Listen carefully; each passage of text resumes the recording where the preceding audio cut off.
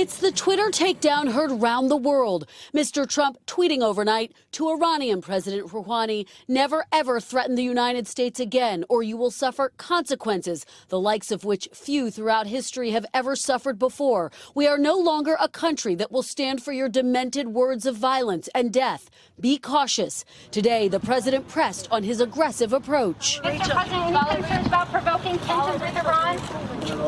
The hardcore warning seemed to be prompted by Iran's president, who threatened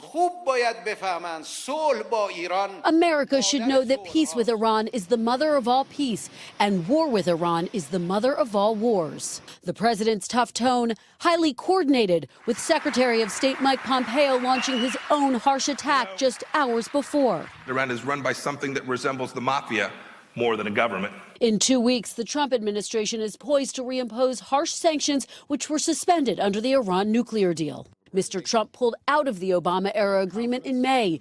Administration officials tell NBC News the president is using a maximum pressure campaign to get Iran to abandon its nuclear ambitions, similar to his strategy with North Korea. Fire and fury, like the world has never seen. Experts say war is unlikely, but could there be a change at the top? More likely, he is trying to push the Iranians and get the people of Iran to be more concerned about their leadership.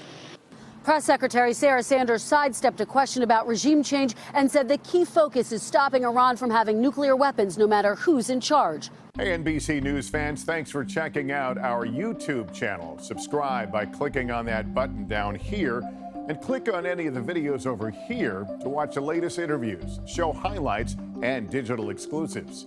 Thanks for watching.